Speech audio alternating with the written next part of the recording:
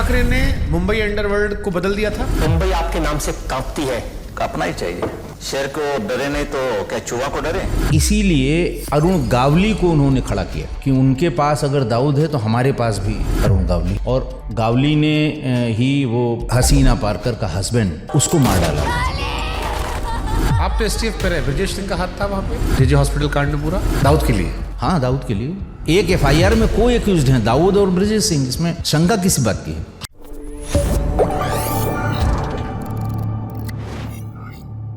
बाल ठाकरे ने मुंबई अंडरवर्ल्ड को बदल दिया था। बदल दिया, 100% बदल दिया।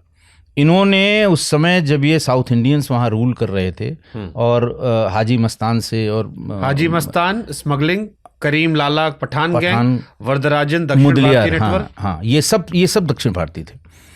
तो इन्होंने कहा कि साहब ये हमारे लोगों पे जाति कर रहे हैं, हमारे लोगों को मार रहे हैं, पैसे की वसूली कर रहे हैं, हफ्ता वसूली कर रहे हैं, ये बर्दाश्त नहीं होगा। फिर उन्होंने वही नारा दिया और जैसे ही नारा दिया उस पर ये जो पठान गैंग था ये इसके ऊपर ये लोग हावी हो गए, दाऊद के लोग, और फिर आपस में झगड़ा शुरू हुआ।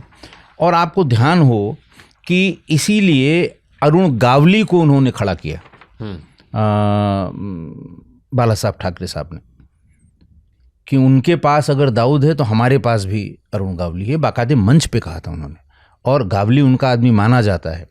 और गावली ने ही वो पारकर जो इसका बहनोई था दाऊद का, उसकी हसीना पारकर का हस्बैंड, उसको मार डाला था। और फिर उसका बदला लेने के लिए उसके मुलजिम 2 जेजे हॉस्पिटल में थे।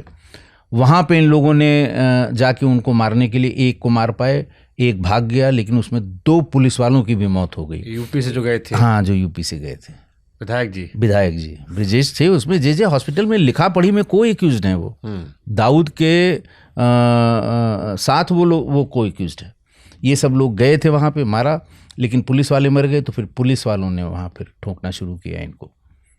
और इस बात का उसने अफसोस भी किया कि यार क्यों इसने, अच्छा वो काम दिया गया था छोटा राजन को। आप तो एसटीएफ पे रहे, ब्रजेश सिंह का हाथ था वहाँ पे। किसमें? वो जेजे हॉस्पिटल कांड में पूरा। नहीं, हमारे एसटीएफ में आने के पहले का है, लेकिन लिखा पढ़ी में है वो। आप तो एफआईआर में। हाँ, बिल्कुल 100%। दाऊद के लिए। हाँ, दाऊद के लिए। एक एफआईआर में कोई एक्यूज्ड हैं, दाऊद और ब्रजेश सिंह। इसमें शंका किसी बात की है? कमाल की दुनिया है तो है। कमाल है, कमाल में कोई कमी नहीं। एक देश का गद्दार है, एक विधायक बन गए। फिर ये सर्वाइव कैसे कर गए?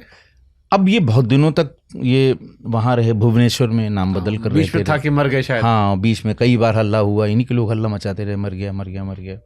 लेकिन ये जो मुख्तार अंसारी जो मर चुका है, ये बराबर अपने प्रेस कॉन्फ्रेंस में कहता था कि वो बिल्कुल नहीं मरा है, वो बिल्कुल जिंदा है बराबर। और जिस समय ये हल्ला हुआ था कि मर गया, उस समय जब गाजीपुर में उस पर अटैक हुआ था तो इन्हीं लोगों को नामजद कराया था। अरे ब्रजेश सिंह के ऊपर पिक्चर आई है और रक्तांचल। हाँ, रक्तांचल आई है।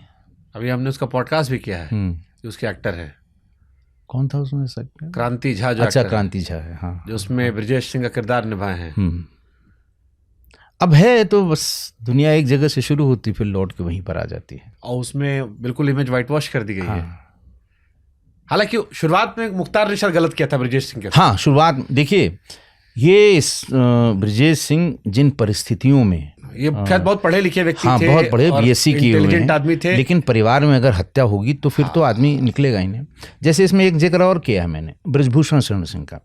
राजू भटनागर और ये बबलू श्रीवास्तव, ये अपने असलहे उनके यहाँ रखते थे।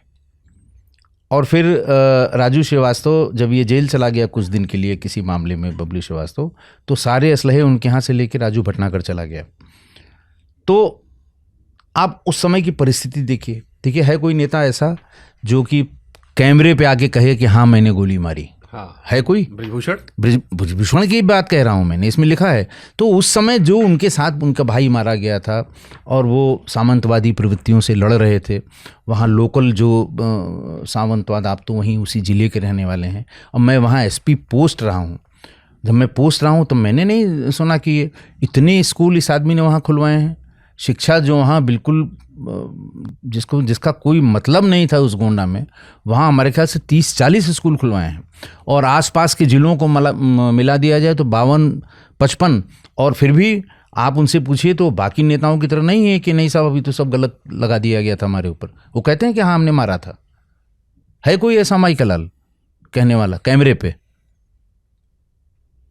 तो जो परिस्थिति उस समय उसके साथ थी, परिस्थिति का पैदा किया हुआ जो व्यक्ति था, तो उसने तमाम लोगों से सहयोग मांगा होगा। तो ब्रिजेश सिंह को भी आप परिस्थिति का मानते हैं? नहीं, शुरुआत में तो वो परिस्थिति उसके साथ थी ब्रिजेश। शुरू मजबूरी के बाद में मजा आने लगा। हाँ, फिर मजा आने लगा। शुरू में मजबूरी थी, बाद में मजा आने लगा। ये हुआ था। कमाल है। सरकार भी तय होता है ना सर, कौन बचेगा कौन जाएगा कौन बचेगा। मैंने आपको बताया ना कि 95 में जैसे ही महाराष्ट्र में बीजेपी शिवसेना की सरकार आई, वैसे ही दाऊद के लोग मतलब लगातार, अच्छा उस समय तक 93 वाली घटना हो चुकी थी, 94-95 में एकदम इन लोगों में लकीर खिंच गई थी, और इसी बीच सरकार बदल गई। 300 एनकाउंटर, हाँ इसी बीच में। जैसे यूपी में मुख्तार और ये लोग बचे रहे। हाँ बचे रहे पिछली सरकारों में, और जब सरकार आई तो सब मिट्टी में मिला दिए गए। और उससे पहले ये ब्रिजेश सिंह और बाकी जितने थे, हाँ ये तो सब गायब थे। हाँ सब गायब थे। तो आप वही समझिए ना, ये क्रोनोलॉजी तो मैंने, ये बहुत स्पष्ट है, कोई ये सब लिखा पढ़ी में है कि जैसे ही वहाँ खुला खेल फर्रुखाबादी है। अच्छा, दाऊद इब्राहिम की अगर तुलना करें पुराने मुंबई के डॉन से, तो हाजी मस्तान, करीम लाला, वरदराजन और दाऊद, इनकी प्रवृत्ति में अंतर क्या था? देखिए, प्रवृत्ति में जैसे वरदराजन मुदलियार के लिए लोग कहते थे कि ये अपनी पंचायत बाहर सड़क के किनारे किसी जगह पे लगाता था, लोग जाते थे और जो शिकायत करता है उसकी मदद के लिए इन्हें जो करना पड़ता था वो करते थे। हाजी मस्तान भी मूल रूप से स्मगलिंग का काम करता रहा, और फिर जो रास्ते में आया फिर वो टिकाने हैं। दाऊद क्रूर बहुत था, छोटा मोटा गिरहकट चोरकट टाइप का आदमी शुरू किया उसने, उससे क्राइम शुरू किया। और इसी बीच में शिवसेना की एक कॉल आ गई कि इन लोगों को भगाइए, दक्षिण वालों को, और अचानक वो ही rose to a prominence in underworld. जब वो ऊंचा, तो वो क्रूर बहुत था। कितने बॉलीवुड के लोगों के ऊपर बम फेंकवाए गए, कितनों पे गोलियां चलवाई गई, सिर्फ इसलिए कि तुम्हारी फिल्म रिलीज हुई है, तुमने दिया क्यों नहीं 2 करोड़ रुपए। ऐसा किसी और ने नहीं किया था। और इतना पैसा कि फिर लगता था ना, ये उसको तो लगने लगा कि हम, मेरे सामने सब बौने हैं, कोई है ही नहीं है। ये हुआ था।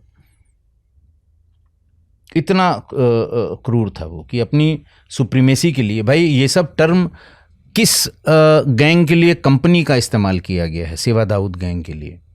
वो कहता था कि हमारी कंपनी है और हमारा मैनेजर है छोटा राजन। ना तो हाजी मस्तान के गैंग के लिए कंपनी कहा गया, हाजी मस्तान कंपनी कहा गया, कभी नहीं कहा गया। ना वरदराजन मुदलियार के लिए कहा गया।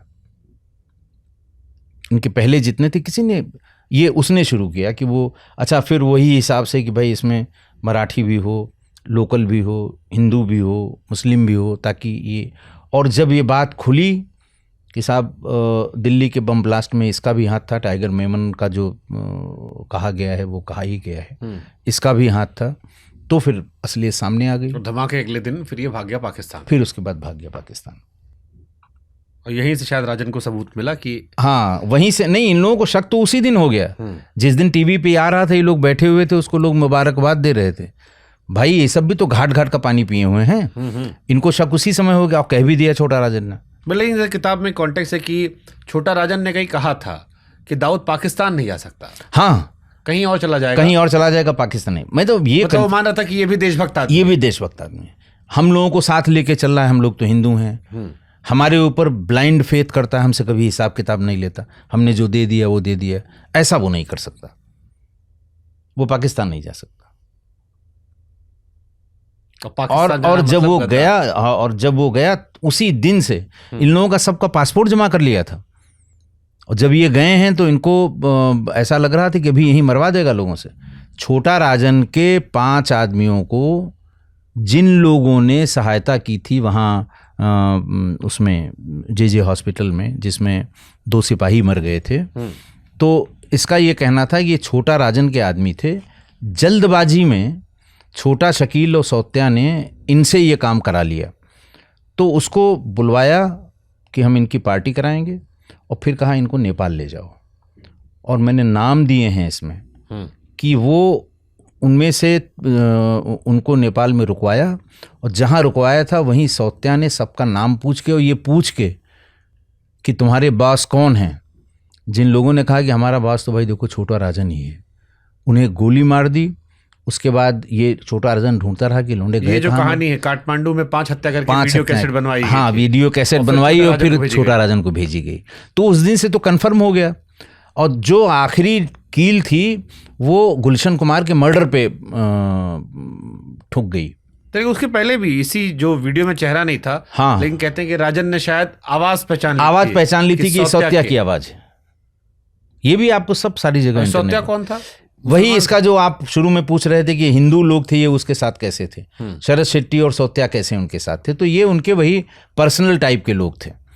ये अलग नहीं हुआ, हाँ ये अलग नहीं हुआ। इससे जो डेयरिंग काम थे सौत्या से वो काम कराए जाते थे। सौत्या को भी मारा इसने फिर छोटा राजन ने। 5 अगस्त 1995 को दुबई में ठोक दिया, दुबई में मार दिया।